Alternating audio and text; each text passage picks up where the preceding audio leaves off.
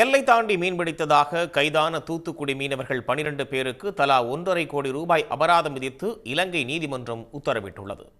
கடந்த மாதம் 5ஆம் தேதி மன்னார் வடமேற்கு குதிரைமலை பகுதியில் 3 விசைப்படகுகளில் தூத்துக்குடி மீனவர்கள் மீன்பிடித்துக் கொண்டிருந்தனர்.